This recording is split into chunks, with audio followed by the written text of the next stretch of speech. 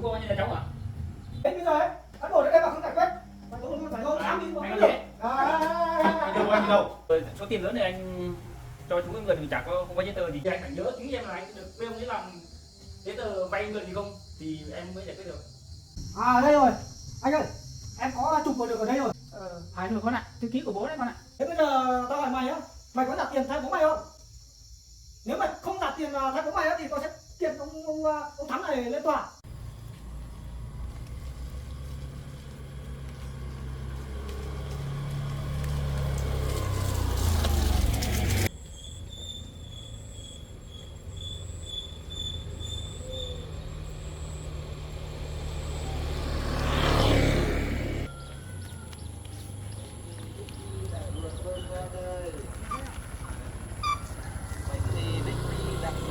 con nào.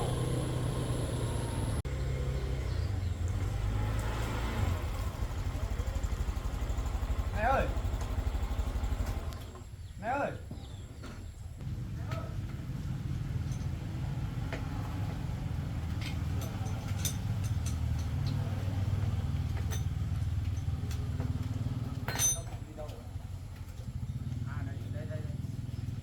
Mẹ ơi. Con. Em mẹ bố cháu này con lại không thấy. Mẹ sửa máy sát à? Vâng, mẹ sửa cái máy sát ấy, hỏng hết con ạ. Anh em phải sát nhiều ấy. Mẹ ơi. Mẹ. Mẹ ơi. Ai biết con?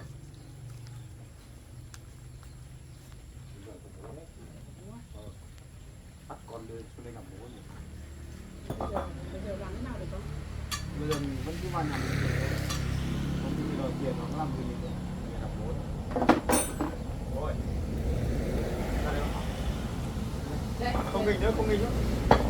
Đây không ạ? Bố còn nhớ cái ông kia không? Ra đây nhá, ra đây xem này. Còn nhớ cái ông này không? Đây, bố vào đây. Có người muốn gặp bố. Vâng ạ, ông Thắng nhá. Ông ơi đi đâu mà suốt mấy tháng nay tao đi tìm mà không thấy ông nhỉ? Thế ông tính thế nào ông định không trả nhờ cho tôi à? Ông Điệp sao vậy ông ơi? Đấy, anh cứ bắt bảo đưa anh xuống đây gặp bố đây, bây giờ đấy chưa? Em đã bảo là bố em không bình thường rồi. Ông bây giờ nợ tiền tôi ông phải đi xem nào về thu xếp tiền để trả tôi chứ bây giờ ông cứ giả đến điên này đâu ạ? Hả? Bố em không giả vờ đâu, thật đấy. đúng rồi cháu ạ. Ông này nó làm ông làm sao ấy? Con trai của bác cũng vừa đưa ông xuống đây ở với bác. Thế ông đi đâu mà tôi tìm một tháng nay không thấy ông ở đâu? Mày vừa đưa ông đi vào đây trốn nợ vào? Ai đưa xuống đây trốn nợ bao giờ? Thì bố em lúc trước là bán hết nhà cửa rồi đi trả nợ đấy, cũng vì nợ nhiều đấy. Xong rồi không có nhà ở, bố em đi ở thuê trọ trên trung tâm kia. Về sau là cũng bị chủ nợ siết nợ nhiều. Xong là suy nghĩ nhiều sao? Đầu óc bây giờ không bình thường rồi. Ê chú cứ nói thẳng đi còn về giả vờ bây giờ mày không biết bố ở đâu, bây giờ thì phải đưa xuống đây bây giờ ông Thì này. lúc bố em đi trốn nợ bán nhà đấy em có biết bố ở đâu đâu. Đúng rồi cháu ạ. Thì từ lúc anh gặp em lần đấy ở nhà em xong đến giờ có thấy anh xuống lên nhà em đâu. Mà em bảo có thấy gọi cho em đâu rồi. Tháng rồi ông làm thế nào tôi tiền nhiều này ông bây giờ cứ giả đến điên này chết tôi rồi. Cô Đấy. cũng vô tình gặp ông thì cô lấy xuống đấy thôi. Cháu thông cảm cho cô. Đấy bây giờ gia đình làm thế nào mới phải trả được tiền cho tôi không là phải điều hành của tôi đấy trước đấy. Bây giờ đứng đây mưa quá cháu vào nhà cô uống nước đấy. Thì anh cứ vào nhà đi, ngồi nói chuyện đàng hoàng. Ông vào nhà. Bây giờ bố em đã bị thế này rồi, còn anh còn muốn làm thế nào nữa? Cháu ơi vào nhà cháu. Vào nhà uống nước. Đấy anh vào nhà ngồi anh hỏi xem. Vào nhà đi không? Giấu anh làm gì? Người xấu, người xấu không vào nhà đâu. Vào nhà. Mưa. Mưa không ở đây đâu. Mưa ở đây đâu. Vào trong nhà ngồi. Vào nhà ngồi đi. Mà bố có ngồi được yên không mẹ ơi? Hay là lại cửa quậy nhảy tung trong nhà đấy? Cháu ơi ngồi vào bàn uống nước. Vâng. Anh cứ ngồi đây. Này ông ngồi đây nhé. Ngồi đây. Có bao giờ bố ngồi yên không đấy? Ngồi đây. Bố ơi bố ngồi cứ ngồi im đấy. Ngồi im nhé. Còn đây cốc trà cho. Này uống nước. Đây em xin thưa với anh là đây là nhà của mẹ của em. Đấy. Thì bố em thì lúc đầu là bị như thế, xong là lên nhà em thì em không thể cho bố ở trên đấy được, thì mẹ bảo đưa bố xuống đây thì cũng được 4-5 hôm thôi, chứ lúc trước đến giờ có thể anh gọi hỏi em bảo là bố em ở đâu, em sao mà em nói được. Thế thì cứ nói luôn thẳng đi, cứ do lưng thiếm thì bây giờ tôi biết thế nào được. Giấu gì, bây giờ nợ là nợ không phải của em mà là nợ của bố em kìa. Đấy, anh bảo muốn không tin bố em bị điên ấy thì em đưa xuống đây. Bây giờ anh tự hỏi đi xem bố em có nhớ gì không. Còn chứ bây giờ em sao thì... có nghĩa vụ gì trả tiền không? Hỏi kiểu gì được. Đấy bây giờ không được thì đấy bây giờ gia đình là tính thế nào để cho giả cho cái số nợ đấy tôi không làm. Em xin nói với anh là em với mẹ em là không nợ anh nhá. Đấy không nợ thì ấy trong một gia đình ấy thì phải bảo thế nào thì cũng phải giả nợ thì cho tôi còn về, chứ không phải là cũng giả đâu.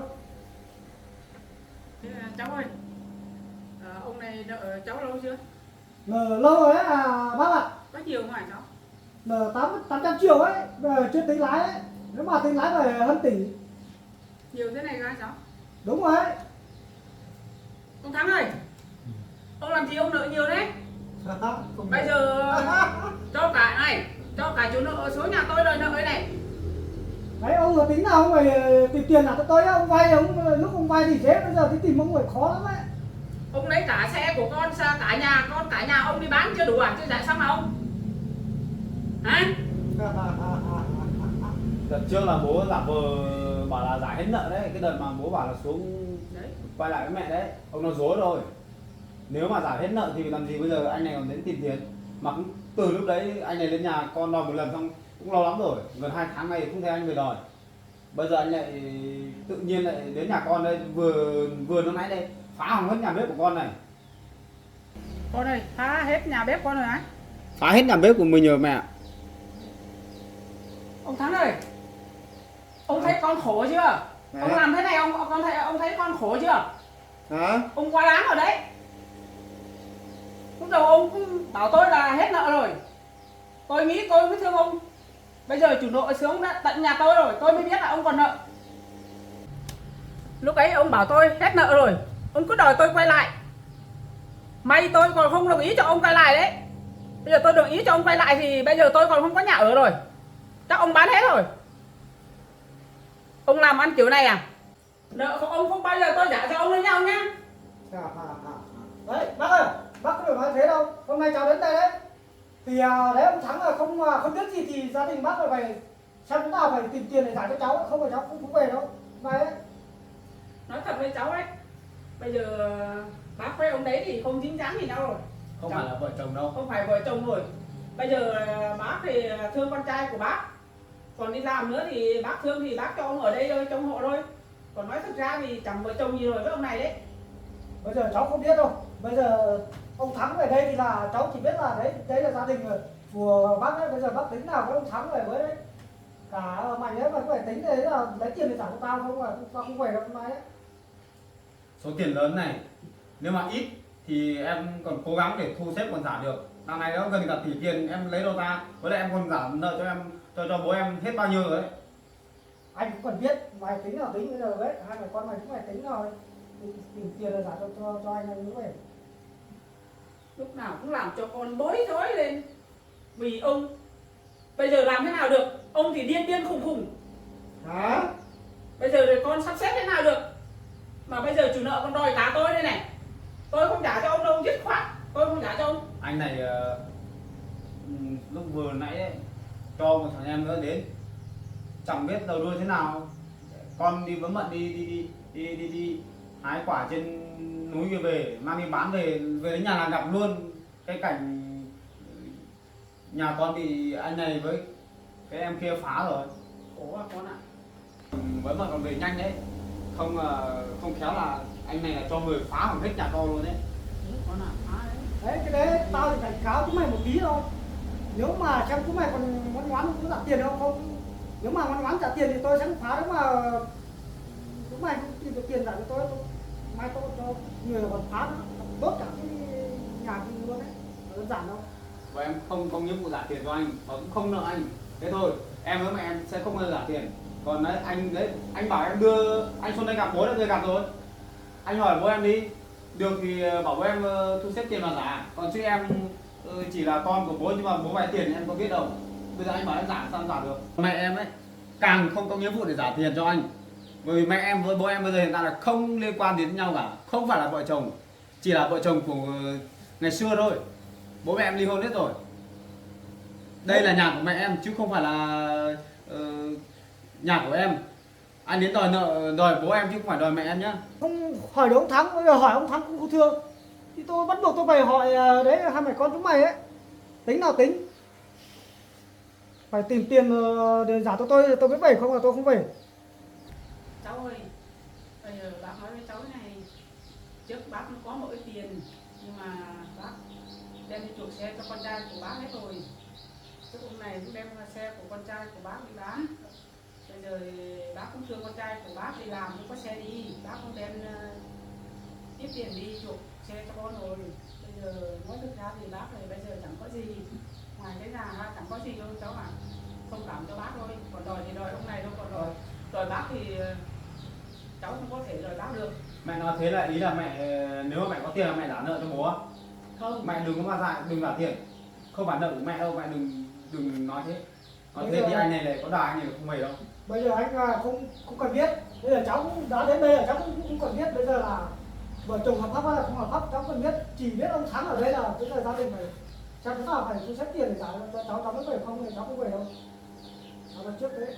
Bây giờ ông Thắng cứ đỡ này sao hỏi cũng chưa hỏi cái gì cũng không biết. Bây giờ hỏi ông Thắng cũng sao ấy được. Đấy. Chúng mày với em này con chúng mày phải tính nào tính. Không ai phải lấy tiền được mới về không á. Hôm nay tôi không về được trước. Bố ơi, bố không nhận ra anh này à?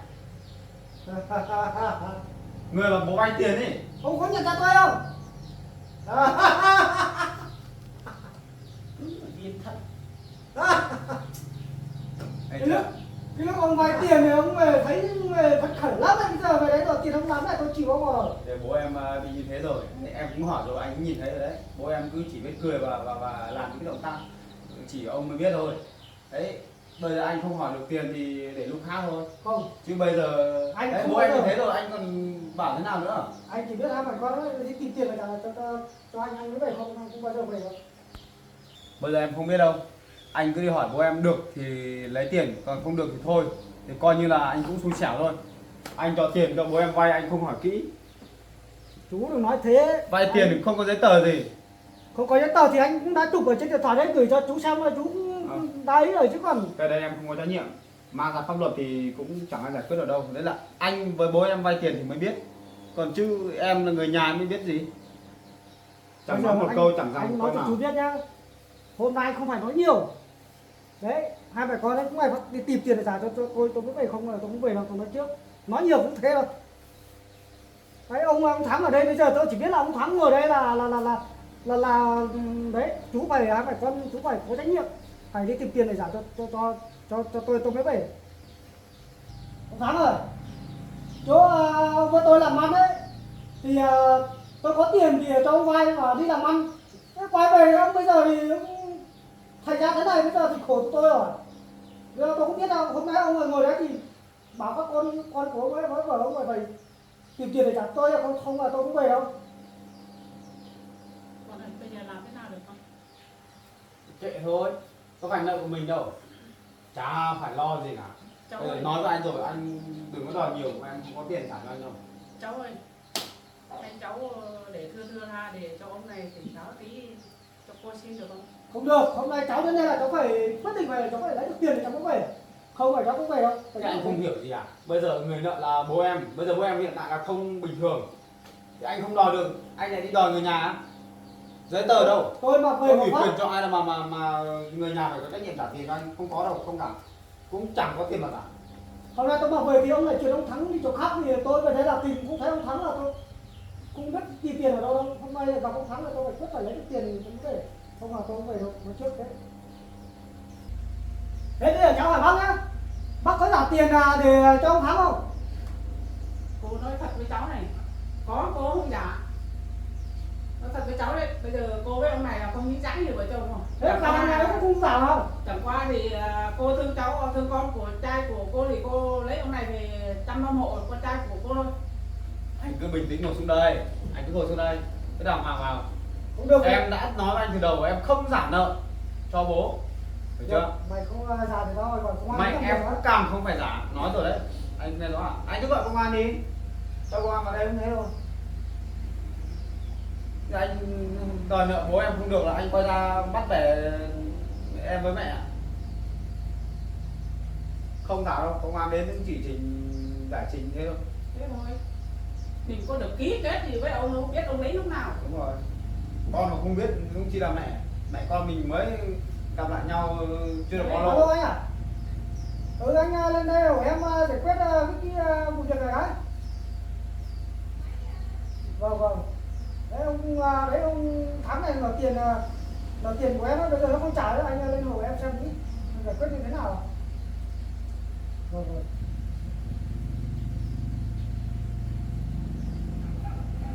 Chẳng công an đến đã phải làm việc chứ bây giờ có gì mất tiền đâu.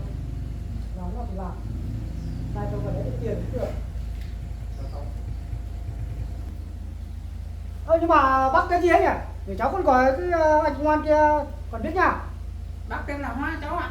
Anh cứ bảo với cái anh công an ấy là nhà bà Hoa ấy, người ta không biết đấy. Gọi công an đến thì làm được cái gì? Mẹ con em có nợ nần gì anh đâu. Anh à. Anh đến nhà bà Hoa nhá. Rồi.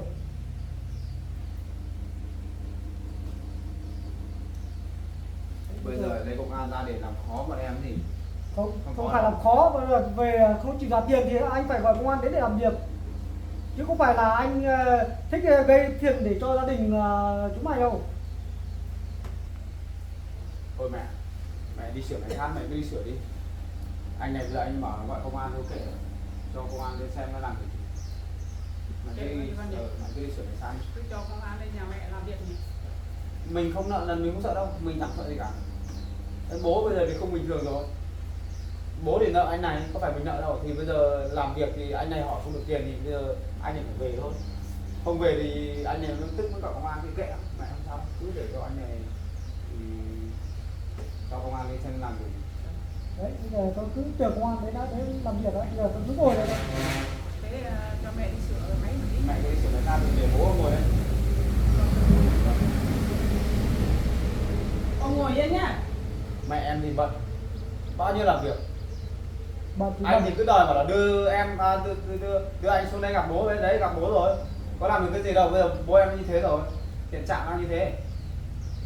bây giờ anh cũng cần biết thì đến đây là gặp ông Thắng ở đây thì là thấy cả gia đình là đông đủ hết, là tôi chỉ đến đây thì đòi tiền thôi. Hai mẹ con chúng mày làm nào làm thì tiền Không nói nhiều, nói rằng nó vào, nó đi nó về cũng thế thôi. Bọn em thì không trả tiền, thế thôi. Chờ công an đi xem nào.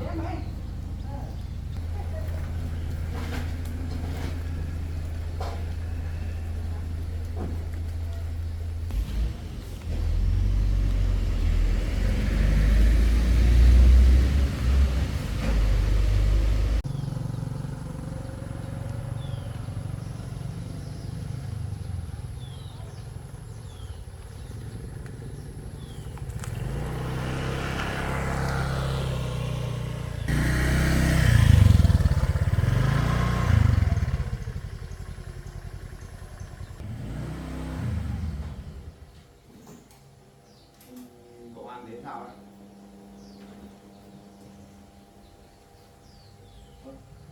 Anh Nam hả nhỉ?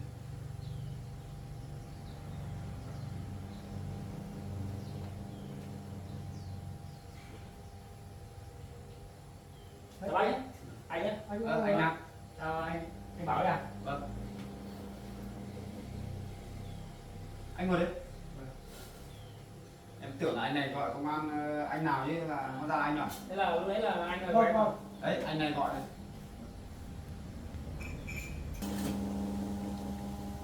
Cũng xoay quanh cái vấn đề về chuyện nợ nần của bố em với anh. À, thế à? Thế bây giờ là anh này mà gọi công an đến để giải quyết. Thế là thế với thế cho anh gọi là bác thì là người tiền của mình à? Đấy, báo cáo của anh là cái này là ông Thắng đấy là nợ tiền của em. Đấy, cho nên là bây giờ là về đây tìm tiền để đấy, gia đình này, nhưng mà gia đình này không trả tiền. Ông Thắng bây giờ thì cũng không biết gì thì mới gọi anh xuống là để anh giải quyết của em gái. Mà bố em làm sao bảo? Anh Nam ạ, bố em chẳng biết thời gian này không biết bị làm sao lại tự nhiên lại như kiểu người bị điên ấy, chẳng nhớ gì cả. Bây giờ anh này lên đến nhà em ấy thì đòi tiền nợ của bố em, không được thì anh ấy phá nhà của em. Anh này đòi em đưa anh này xuống đây để gặp bố thì em đưa xuống đây. Chú ơi, chú có như là cháu à?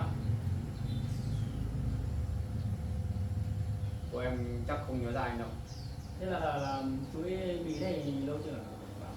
Được mấy hôm rồi, chắc gần 1 tuần rồi đấy. Thế mình đã lấy đi kiểm tra khám chưa? Chưa, em thì đang tính mà là bố em mà cứ như thế này là em cho xuống bệnh viện tâm thần thôi. Mà mẹ em lại bảo là thôi thì ông cũng chỉ là người như kiểu không tỉnh táo mấy thôi chứ không làm hại ai cả. Như là điều quên. Xong là mẹ em bảo thôi để đây để mẹ theo dõi cho mấy hôm thế nào. Rồi nếu mà không được thì em mới cho bố đi ra ngoài viện kia. Thế cái chỗ vay tiền của anh ấy, mình có trước đây chú Thắng vay tiền ấy, mình có làm cái giấy tờ hay thỏa thuận gì không? Giấy tờ thì không làm, nhưng mà mình chụp trong điện thoại đấy là có anh ạ. Đây anh này còn gửi cái chỗ trước Đấy, gửi cho đấy. bố em với anh này vay tiền với nhau ấy. tiền nhau thì đây là Bảo là chỉ mỗi chụp hình hai người xong chụp tiền thôi. Đấy tiền giấy tờ chẳng làm gì cả. Đây anh xem này. Đây anh này chỉ có nghĩa là hai người làm ăn là quen biết với nhau là không cần giấy tờ đúng không? Có nghĩa là cho mượn như kiểu là đây chỉ là mỗi cái ảnh anh này đưa tiền xong là bố em nhận thế thôi, chỉ trao tiền như thế thôi, xong là có một đoạn video nói chuyện thế thôi, chẳng có gì cả, giấy tờ chẳng có. Bây giờ anh này cứ bảo là bố em nợ từng đấy tiền mà chắc gì là đã bằng đấy đâu, biết đâu là bố em chỉ nợ một ít thì sao. Bây giờ cứ bảo là bố em nợ 800 triệu, không biết có phải thật không. Bây giờ bố em thì đang không như người bình thường này. được rồi, cái này gửi anh 800 triệu cả. Cũng nhiều đấy nhỉ. Không biết là ông gần số tiền lớn này là ông để làm gì? Bố em bảo là mượn về để làm ăn, xong bây giờ là phá sản, không có tiền để trả nợ. Đấy cái đợt mà mẹ em gọi lên chỗ phòng trọ của bố em ở trên khu trên kìa, đấy anh chẳng xuống để giải quyết em mới lấy được cái sổ đỏ này. Đấy là bố em không biết làm thế nào để đi trộm được cái sổ ghi đầu của nhà mẹ em này, may còn lấy được về đấy. Vâng. Thế cái chỗ cái hôm mà anh với chú Thắng này ấy, là anh cho mượn chú Thắng mượn tiền ấy, là mình có ai ở đấy chứng kiến không, hay là chỉ có hai người với nhau thôi? Lúc đấy là không có ai đâu, chỉ có là hai bạn bè là gọi là tin tưởng nhau, là gọi là cái chỗ đấy làm ăn lâu năm rồi thì tin tưởng ông, và cái lúc khó khăn này và là cũng thiếu thốn để thiếu vốn để làm ăn đấy thì là cho ông vay. Đấy, xong là cứ cho ông vay đấy thì là cũng không làm giấy tờ gì đấy, chỗ tin tưởng nhau thì cũng đấy để cho ông vay thôi. Đấy là từ cái lúc đấy là ông cũng vay xong là điện thoại cũng không gọi được, toàn gọi thuê bao không liên lạc được. Thế là anh mới đi tìm đấy, gia đình ấy bảo này với lại bác gái nữa là để xem có tìm được tiền không để giả cho em thôi. Với cái số tiền lớn này mà không làm giấy tờ thì chỉ có mỗi đoạn video này với hình ảnh. Đấy là cái chỗ quen nhau thân nhau thì gọi là tin tưởng nhau nhất thì mới cho ông vay. Bây giờ quay lại cho ông là cứ hỏi cũng thưa cái gì cũng không nói gì, bây giờ cũng đỡ đấy là hết cách rồi, bây giờ mới làm kiểu gì được. Thế là trước là mình gia hạn với nhau là bao thời gian là bao nhiêu để trả không? Hay là nào? Rồi ông nói là tầm 4-5 tháng thôi, nhưng mà giờ này cũng gần hơn năm một tí đấy, khoảng hơn năm rồi đấy. Không tìm được thấy ông rồi, cũng gọi điện cũng toàn thuê bao rồi, cũng biết tìm ông ở đâu. Thế thì hỏi bảo là cũng không gọi cũng không được. Thế là đến hôm qua là sáng mai thì mới đi bảo bà là ở dưới này thì mới bảo mới đưa tôi xuống để tìm, nó thấy ông Thắng này. Thế cái số 800 này là cái này tính cả tiền lái hay tiền gốc, nguyên tiền gốc? Nguyên tiền gốc là 800, còn chưa tính lái, nếu mà tính lái chắc phải hơn tỷ. Đây bây giờ anh cho bố em vay tiền này, có phải ít đâu, mà trong cho vay tiền không có giấy tờ gì, không có ai chứng kiến, chẳng ai ký gì cả. Thế bây giờ anh tự nhiên lại bắt em đi trả nợ cho bố. Thế anh Nam xem thế này có đúng không? Theo pháp luật là như thế là em không có trách nhiệm gì đâu. Đừng có nói đến em mà ngay cả mẹ em này càng không phải trả nợ. Bây giờ anh đến đây anh bảo là hai mẹ con thu xếp tiền trả nợ cho ông Thắng, không chấp nhận được. Thực ra với cái số tiền lớn như thế này thì mà không làm giấy tờ thì thực sự là rất là khó giải quyết. Giờ chỉ có một cái đoàn nghị âm với lại cái hình ảnh này thì cái cũng chưa thể xác minh được là số này được số tiền nhiều như thế. Thì đúng rồi, vai đúng bằng đấy đấy, không mình không nói mà là ấy nhiều đâu. Nếu mà ông Thắng tỉnh táo thì ông Thắng sẽ biết. Đây bây giờ bố em bị thế này rồi thì hỏi ai bây giờ? Giấy tờ anh không có. Nếu mà ví dụ thôi, nếu mà kể cả chú Thắng này tỉnh táo, bây giờ ông ấy bảo là không được vay đâu, thế này thì anh cũng rất là dở chỗ đấy. Đấy. Nói bảo cái chỗ tin tưởng nhau, chỗ làm ăn với nhau tin tưởng, ông biết gì mới cho ông vay, chứ còn những người khác là thật sự là không có cái chuyện đấy đâu. Vậy Em thấy là người nhà vay tầm 5-6 triệu vẫn còn phải làm giấy tờ rồi, như anh đi Hắn có số tiền lớn thì thì anh cũng nói với anh thế này, bởi vì là cái chỗ đấy với ông là làm ăn là tin tưởng nhau thì là cũng người cũng xảy ra cái gì đâu, nhưng mà tới cái đợt đấy là vay cái số tiền đấy xong là vậy ông là không gọi được đấy. thôi bây giờ là em nói với anh thế này, đời có cả anh Nam đây, em không trả tiền, không có trách nhiệm trả nợ cho anh. Nói chốt với anh một câu nữa, bao nhiêu lần rồi anh đến anh đòi không được tiền anh phá nhà của em nhé, em chưa nói chỗ đấy nhá. à còn có chuyện đến nhà phá cơ à? Đúng rồi anh ạ. Thế là nếu mà anh làm như thế thì anh vi phạm pháp luật đấy, Thì cũng phá hoại tài sản người khác. Bây giờ số tiền lớn này anh cho chú em mượn thì mình chả có, không có giấy tờ gì, chỉ có một cái đoàn ghi âm với cái hình ảnh này. đấy cũng báo cáo với anh là như thế này ấy, là thì cái ông Thắng này nợ tiền lâu quá thì bây giờ thì tôi cũng bức xúc quá, thì là cũng không biết là nói sao nữa, thì tôi cũng gọi thêm một thằng em nữa là sáng nay là đi đến tận nhà tìm, cũng thấy là cũng hơi cũng gọi là phá một chút thôi chứ không ấy lập cái gì để hỏng hóc nhiều đâu. Đấy, cũng báo cáo với anh là như thế thôi. Đấy thì cái lúc đấy cũng bực quá thì anh cũng phá một tí thôi, nếu mà cái chỗ đấy thì chả đáng kể gì đâu. Cái chỗ đấy là nếu mà so ra với cái số tiền của bố mày vay ấy thì là chả là cái gì cả. Cùng lắm ông ăn mà thế thì tôi cũng chỉ nộp phạt thôi, chứ còn không đến nỗi gì đâu ở đấy ấy. Anh nói cho nó đúng, cái này anh phá nhà của em chứ không phải nhà của bố em nhá. Anh làm thế anh sai rồi.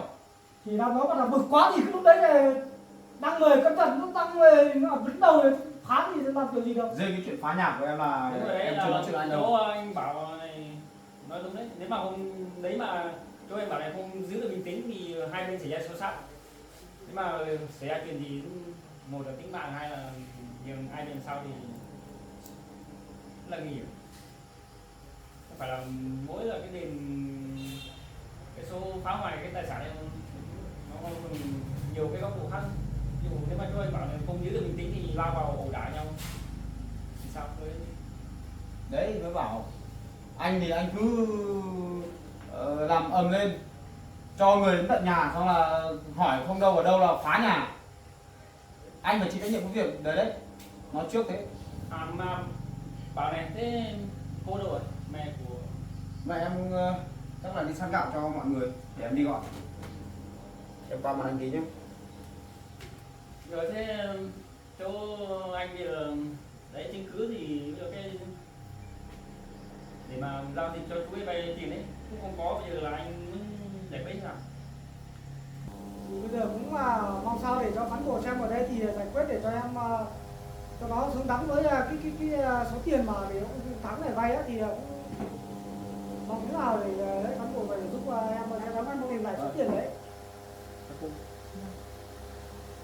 chứ còn cả nhà em bây giờ thì cũng có một ít tiền đấy, bây giờ cũng thắng nó bay đi, bây giờ thì gia đình là cũng gọi là cũng ở cũng chẳng yên.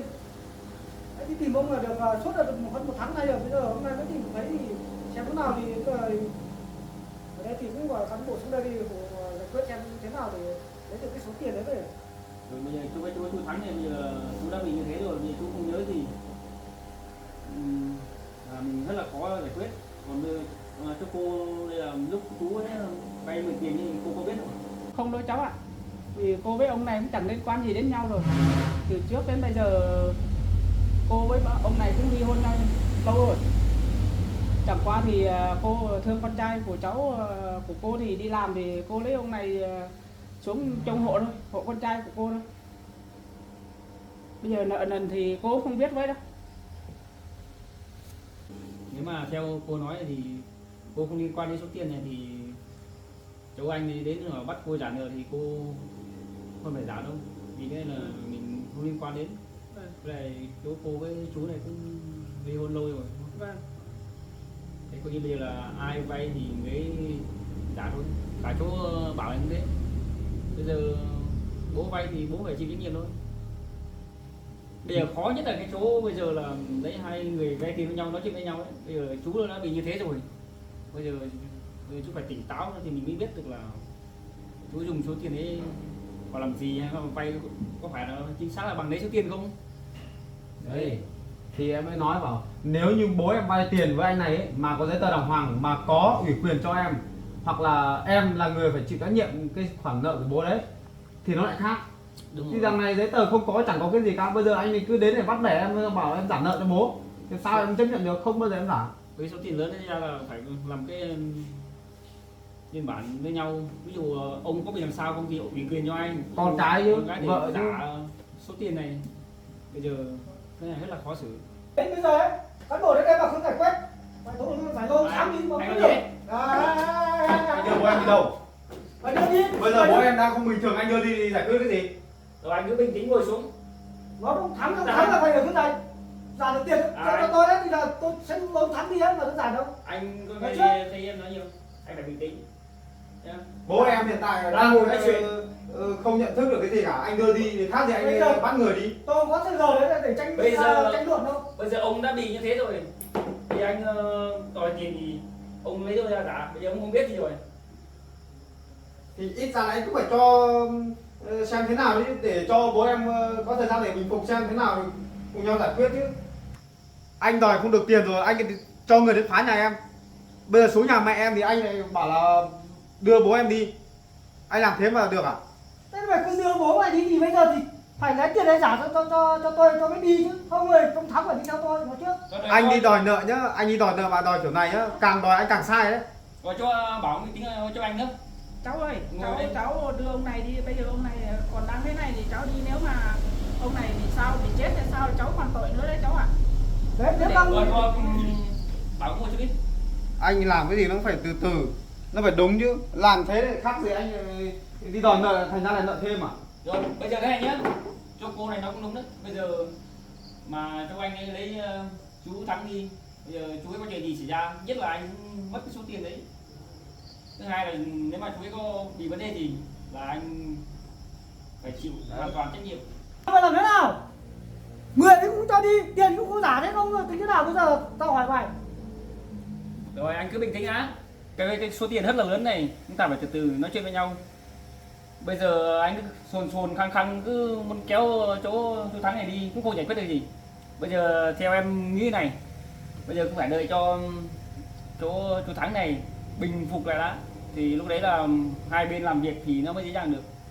Bây giờ bằng chứng thì giấy tờ chẳng có mỗi đoạn video đấy, bây giờ ông cứ trôi cái thì mình biết làm thế nào. Thế thì bây giờ phải chờ đến ông Thắng là khi nào mới khỏi được bệnh. Bây giờ tôi cứ ở đây chờ suốt ngày chờ đến khi nào. Tiền bây giờ thì lái tôi không còn lấy rồi, bây giờ thì lấy được cái tiền gốc rồi. Tính bây giờ tôi cứ ngồi đây thôi. Tôi không nói nhiều hơn đâu. Bây giờ anh phải bình tĩnh này đã, bây giờ anh cứ làm căng như thế này thì cũng không giải quyết vấn đề gì đâu. Anh phải nhớ kỹ lại xem nào. Sau cái đợt anh với ông giao dịch tiền ấy cho mượn tiền ấy, là sau đấy là mình có được làm cái giấy tờ nào khác không? Bây giờ với Cũng đoạn video với cái ảnh đấy thì không thể là đủ, thật sự là em không thể giải quyết được vì em không đủ bằng chứng. Cái số tiền em cho vay này thì em không thể giải quyết được đâu. Bây giờ anh phải nhớ kỹ xem là anh được với ông ấy làm giấy tờ vay mượn gì không thì em mới giải quyết được. Anh phải nhớ thật kỹ xem. hôm đấy cũng vay tiền thì cũng hai người cũng tí triệu vào mà cũng nhớ mấy bây giờ. Hôm đấy cũng ông thắng cũng uống một tí rượu cũng hơi phê, phê tí nhưng mà cũng làm giấy tờ ấy chứ cũng làm bây giờ nghĩ thử xem không.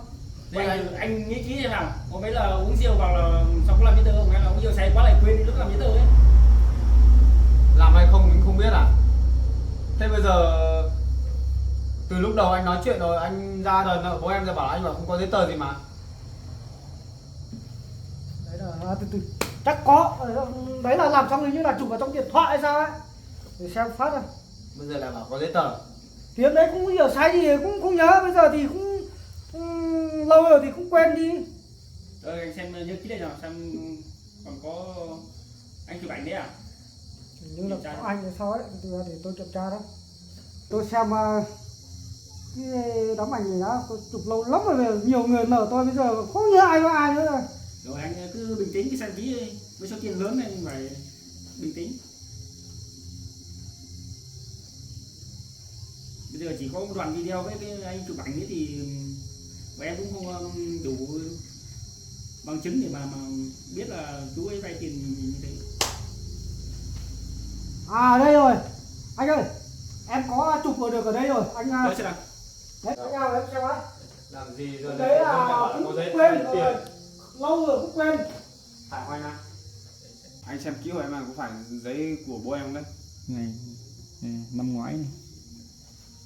Anh là Lý Thế Dân nhỉ? Vâng.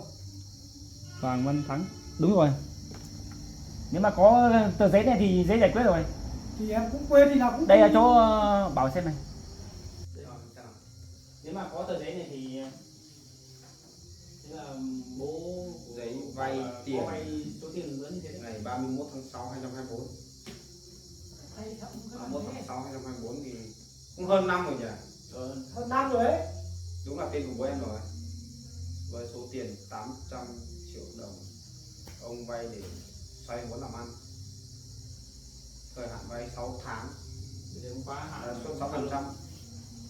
Có đúng đấy hay là anh lại viết Đúng giấy đấy, ra đấy để là không có nhá? là lâu ngày thì quên đi, bây giờ mới nhớ ra thì. Bây giờ nhá, anh có giấy thật nhưng mà hiện tại bố em là không tỉnh táo, là không biết có phải là bố em ký hay là có được viết giấy này không.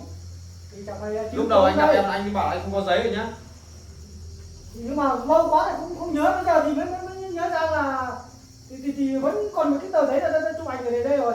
Còn cái bản Thế này về cái tờ giấy này là anh còn giữ không? thì như là tôi khóa trong két nhà kia sao ấy. Rồi. Mai là tôi mới chụp ảnh ở đây rồi, nhưng mà Rồi. chắc cái giấy gốc vẫn ở nhà. Rồi. Đấy. Mày ra Báo xem cáo đi. đấy. Đây này, đúng tên của bố Xem thật rồi rồi. chứ bố có phải không? Đây cô xem. Cái chữ này chắc không phải của bố rồi, chắc là của anh rồi đâu. Thì hôm đấy làm vay tiền thì mình phải làm đúng như thế thì cái tên có tên Hà Nội đấy chứ còn chối đâu Cô được. xem đây có phải là chữ của Không phải, nó không phải chữ của ông này đâu. Cái này thì chắc cháu này tự biết thôi mà. Cô bảo đấy là có người để làm cái Bây giờ nếu mà bố em mà vay tỉnh tiền táo là- thì xác minh là nó rõ dễ nhất. Đấy, cái giấy này là không phải là ông Thắng viết đâu nhưng mà tôi viết. Nhưng mà chữ ký này là chữ ký của ông Thắng. Đấy, bác xem đây. Xem có đúng không? Có phải không mày? Con nhìn thấy giống chữ ký của bố đấy. Phải rồi con ạ. Chữ ký của bố đấy con ạ. Chữ ký của ông Thắng đấy. thế thì Con này đúng chữ ký của bố con đấy con ạ. Đây này. Để nhìn. Con xem qua rồi, ông thấy giống này. như thế là mình dễ giải quyết rồi. Thế là chú có mượn với chú anh Dân này một số tiền là khá Quan lớn. trọng là bây giờ là bố em được ký hay không. Đấy. Chính là cái chữ ký của ông Thắng đấy, ông đấy là cũng tí rượu xong là sai xong là lập cái giấy rất nhiều cái giấy vay tiền này thì là cũng gọi là cũng tí rượu và cũng men thì là cũng quên, nhưng bây giờ thì đấy mai còn cán bộ còn nhắc đến thì bây giờ mới suy nghĩ mới nhớ ra là có những cái giấy này mới chụp được ảnh ở đây, không là toi Đấy mất là- 800 triệu của tôi ấy nó giả. Bây giờ là có giấy tờ như thế rồi, thế chỗ bảo này bây giờ giải quyết thế nào? Bây giờ nợ thì chú ấy cũng 5 người rồi. Bây giờ nếu mà theo đúng cái giấy tờ này là bố em với anh này làm thì bố em được ký ấy, thì biết làm nào được bây giờ. Đấy, Giờ thì làm nào tìm cách để nhưng mà ở đây giấy này không có ủy quyền cho em trả nợ nhá, em không giả đấy. bây giờ không biết, bây giờ có cái giấy tờ đây đấy, bây giờ đây cán bộ đây thì xem thế nào, thì còn lấy này cũng bằng để cho tôi không thì cũng mất 800 triệu cũng không phải ít đâu. Bây giờ nếu mà chú bảo này, bây giờ có giấy tờ rõ ràng như thế rồi, nếu mà gia đình không thu xếp trả tiền được thì phải xử lý chú theo quy định pháp luật thôi. Là bố em bây giờ đang không bình thường, làm kiểu gì rồi? Số tiền lớn này thì phải đấy là đủ để mà vào tù. Đấy bây giờ giấy tờ nó không đã có này rõ ràng như rồi. Bây giờ chú ấy không biết là chú Thắng này dùng số tiền ấy vào kinh doanh hay là ăn chơi bời thì thực ra là anh không biết.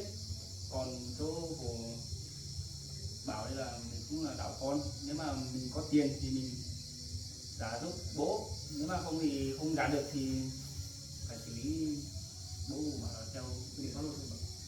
Nhưng mà em có phải là em không trả tiền trả nợ cho bố đâu, bao nhiêu tiền của em cũng trả nợ cho bố hết rồi. Bây giờ em kể cả anh bảo là em trả nợ thì em lấy gì mà trả.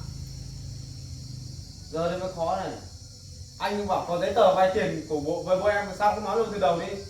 Thì anh đang nói với chú bảo là uống rượu vào cứ đấy, uống rượu bây giờ là quên, thì bây giờ đấy cán bộ nhắc đến thì bây giờ cũng nhiều người cũng nợ anh, cũng phải là mỗi bố của chú nợ anh đâu, khối người nợ ấy, hoặc là bây giờ thì quên không nhớ đến thì mấy cán bộ nhắc đến mới mở cái điện thoại ra là có chụp được cái giấy vay tiền đấy. Đấy bây giờ ấy, có cả cái giấy vay tiền ở đây rồi, thì bây giờ xem thế nào gia đình phải thu xếp thế nào để lấy tiền để trả cho tôi thì tôi mới về, không là tôi không về đâu, nói trước thế. Bây giờ số tiền lớn này chỉ là bây giờ bắt gia đình trả luôn một phát thì chắc là cũng không có.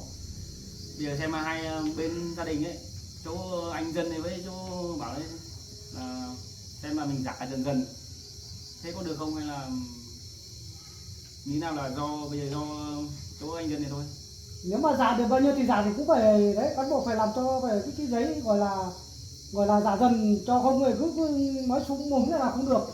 Rồi chắc chắn rồi, nếu mà chỗ đồng chí Bảo này nhận là sẽ giả tiền thay bố thì mình sẽ làm một cái giấy tờ là mình giả, ví dụ là năm nay hết tháng này giả bao nhiêu, giả dần dần hay là giả một phát, và do hai bên thỏa thuận. Nhưng mà nó khó chịu cái chỗ không ủy quyền vay tiền, không em không biết.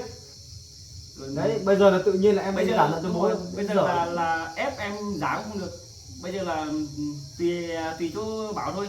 Bây giờ nếu mà em không giả được thì bố em là phải chịu trách nhiệm trước luật, bây giờ không có khả năng giả đấy thì là phải chịu án thôi. Đấy em xem đấy, bây giờ ông đã bị như thế rồi, bây giờ bắt ông vào tù thì cũng không nỡ em ạ. Em xem thế nào có giả được dần không hay là như nào thì đấy cũng là việc của gia đình em thôi. Bây giờ anh chỉ vào đây là đấy giải quyết, bây giờ có đủ giấy tờ hết rồi, biết làm sao. Nếu mà cứ làm căng lên là mình không phải chịu thôi, thì có giấy tờ thỏa thuận hết rồi của hai bên rồi. Bây giờ xem em có thu xếp giả được với anh Dân không. Người Sao lạ, đấy? Người lạ. Chú sao đấy? Ông ngồi đây ông ơi. bây giờ không biết là bố em bị biên thật hay là giả đây. Đấy bây giờ nếu mà chú ấy cứ nói như thế rồi thì đấy, rồi bắt ông vào tù thì Giờ hỏi lại không hỏi được, bây giờ lại làm đi làm về là quay ra lại em phải trả nợ cho bố. Người lạ đây. Đây ngồi đây, ngồi lại cái gì? Khổ cái này. Phải đòi nợ ấy, ông thấy chưa? Nợ nần nhiều đấy, thấy chưa? Bây giờ là em phải trả tiền cho bố. Thì bây giờ ông không thắng thì không bao giờ không trả được cho tôi thì các con hay là đấy, gia đình phải tôi xếp giả thôi. Tôi giả tôi thì mất 800 triệu tôi thì tôi sống nào được.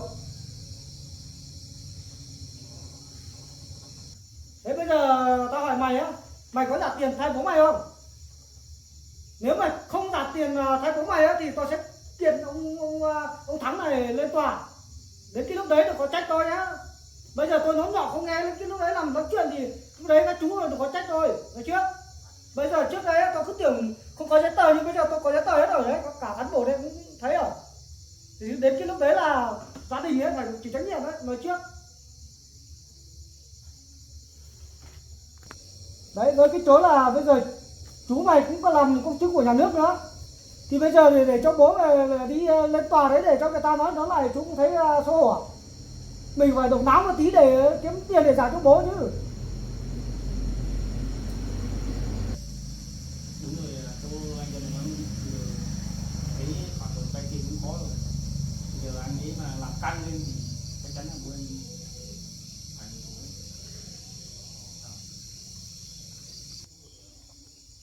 Đấy, bây giờ ấy, nói cho chú biết này á, chú nghĩ là lấy tiền để giả đấy không thì cũng được không? Bây giờ giấy tờ có hết rồi, có cả cán bộ đây chứng kiến là để lời nói hết rồi. Bây giờ thì tính nào tính, phải lấy tiền để giả cho tôi. Đấy, thôi bây giờ anh không nói nhiều nhá. Bây giờ ấy, thế gia đình có tiền giả không?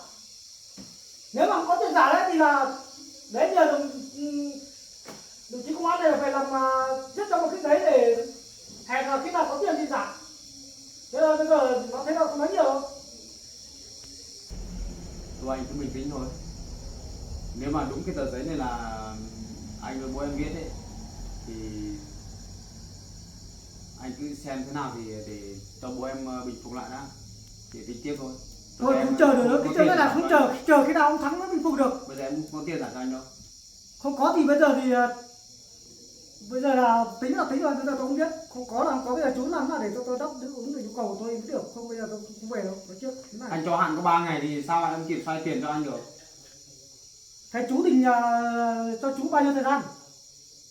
Bây giờ chỉ có chờ bố em bình phục thì để nói chuyện rõ thôi, chứ cái này chỉ là trên giấy thôi, chứ cái người vay còn bây giờ hiện tại đang không bình thường, sao mà chính xác được? Chú nói chuyện như trẻ con đấy, để chờ khi nào ông Thắng nó bình phục được. Tôi hỏi chú bây giờ tôi không nói nhiều nhá. Một là trả tiền, hai là đưa ông Thắng này cái tủ hết rồi, không nói nhiều. Thế thì anh cứ về đi. 3 ngày thì chắc khả năng anh không xếp được đâu. Anh biết khi nào anh bây giờ anh cứ biết là bố em nợ tiền anh đã, chắc chắn anh sẽ đã. Để khi nào mà anh thu xếp được tiền thì em sẽ lấy tiền xuống trả cho anh. Thế rồi bây giờ anh cứ cho em 3 ngày thì làm sao em xoay được? Thế bây giờ cho anh bao nhiêu thời gian thì chúng mới trả tiền cho anh? một là mình giả nhân dân, hai là mình nói chuyện anh thì nó cũng là do anh đến với tôi bảo thôi. Bây giờ mình với số tiền đó thêm đùng phát cũng không thể giả là luôn được. Mình là hẹn chỗ anh ấy là ví dụ như cứ cách vài tháng là mình giả 100 hay là 200-300 giả dần ví dụ thế. Xem anh chỗ anh thì có đồng ý không? Thế bây giờ anh cho em hạn khoảng 3 tháng đi thì em trả cho anh. Có nghĩa là trong khoảng 3 tháng đấy là sẽ giả hoàn thiện 800 triệu đấy. Ví dụ thế. Em không dám chắc là giả được bao nhiêu, nhưng mà khoảng 3 tháng này thì em có bao nhiêu thì em gửi bấy nhiêu thôi, chứ bây giờ em còn có cuộc sống của em chứ. Anh dồn em như thế này sao em giả được? Thế bây giờ chú bảo là hẹn 3 tháng thì được, anh cho chú 3 tháng nữa, 3 tháng nữa. 3 tháng này là em không chắc là anh sẽ giả hết cho anh đâu. Ví dụ em chỉ giả được khoảng đôi chục thôi thì lúc đấy anh phải chấp nhận, còn không thì anh cho ngắn quá 3 ngày em cũng chịu được, nhưng mà không thể biết được đâu. Thế về chỗ anh nhân này anh nghĩ là có đồng ý với chỗ đề nghị của em bảo này không? Đấy, bây giờ tôi nói nhiều đâu. Tôi cho thằng của ông 3 ngày, nếu mà không trả được tiền cho tôi vào đây tôi kiện ông Thắng rồi đi lên tòa, tôi nói nhiều đâu. Nói thế thôi.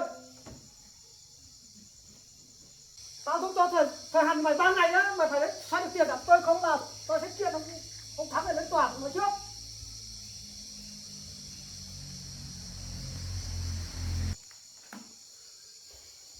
Đấy chỗ bảo xem thế nào. Bây giờ ông ấy cho thời hạn đúng 3 ngày thôi. Ông cũng nói đấy rồi. Nếu mà ông làm căng lên bây giờ trong thời gian 3 ngày ấy mình xem thu xếp được bao nhiêu thì mình trả nói trước. Còn không mình nói khó với mấy một tí xem là cho tôi thư vài hôm nữa. cái số tiền lớn này thực sự là khó khăn thì giả luôn đúng không? Thế bây giờ bố của em như thế rồi. 3 ngày thì làm sao mà có số tiền để giả cho anh nhảy được này nhỉ? Bây giờ bao nhiêu tiền con cũng trả cho bố hết rồi. Bây giờ họ lại đòi thế này con trả cho lấy tiền nó mà trả cho bố con. Giấy tờ thì bây giờ chưa biết là có chính xác hay không, nhưng mà người ta bây giờ cứ bắt mình giả tiền cho. Giờ làm sao mà có tiền giả? Buồn quá con ạ, mẹ không biết làm thế nào được nữa bây giờ đấy. Thôi bây giờ mọi chuyện cũng rõ ràng rồi. Bây giờ thì xem gia đình thu xếp trả lại.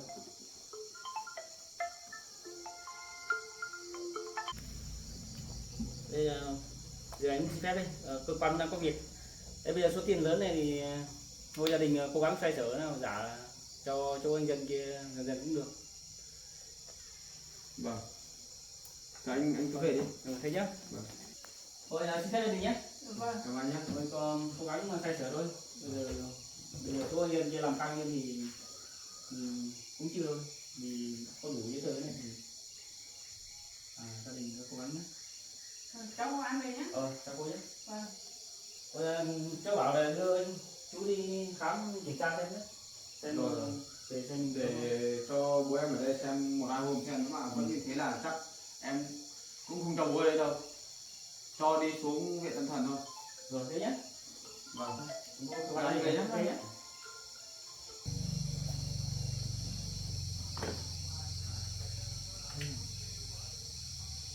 Bây giờ thì khó đây này. Không biết phải làm nào.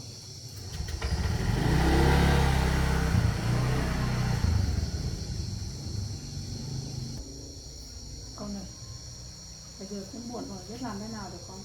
Bây giờ mẹ bỏ con ở nhà với là còn con bé nữa, bà nữa. Bây giờ chắc họ lo lắm đấy con ạ.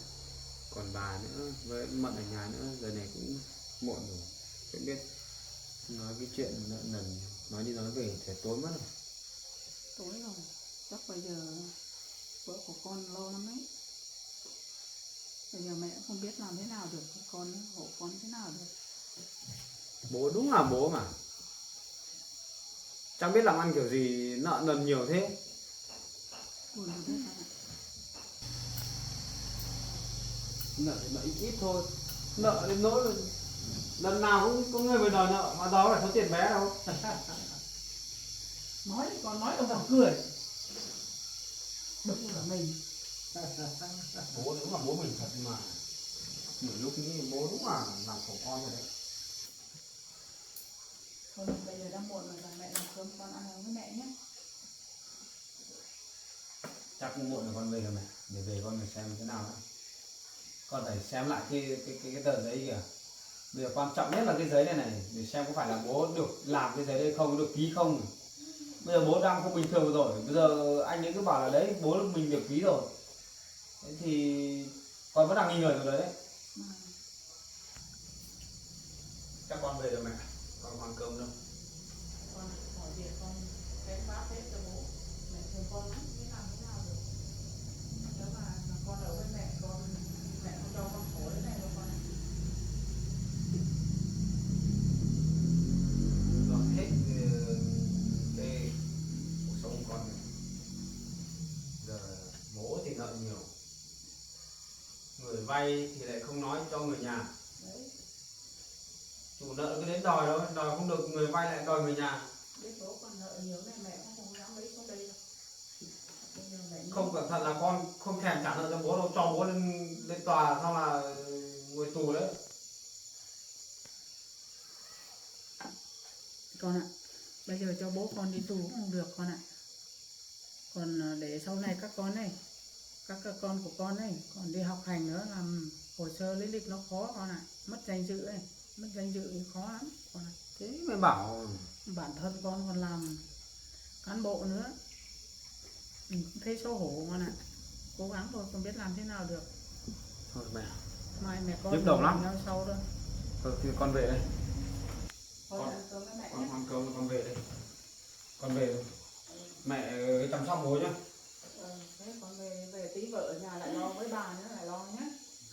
Biết phải làm nào. Con về đây. Con về. Thịt đỏ quá.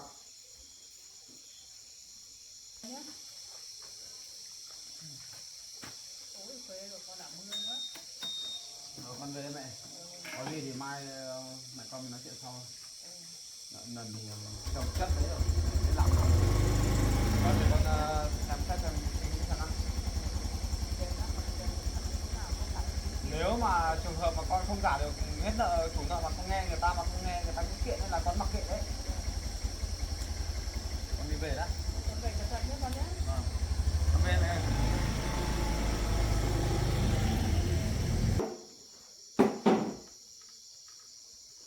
Nghịch cái gì? Tối nay tôi không cho ông ăn cơm đâu. Ông làm con khổ lắm rồi đấy. Đấy thấy chưa, giờ này còn chưa được về với vợ con. Ông sướng lắm à? Tôi không cho ông ăn đâu. Cho ông nhịn. Làm cái gì làm cũng phải nghĩ đến con cái chứ. Đến lúc giờ biết ông điên hay ông giả vờ. Tôi còn chưa hiểu ông đấy. Nói thì chẳng thấy nói. Cứ cười cười hé hé hả? Bao nhiêu nợ nần, tiền dồn cho các con. Không, ông không biết các con khổ à? Cười à, sướng lắm à?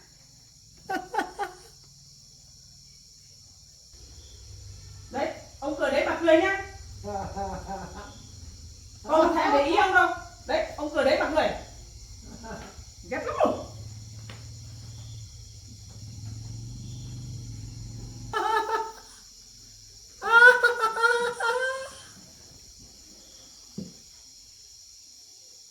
Này, bà ơi,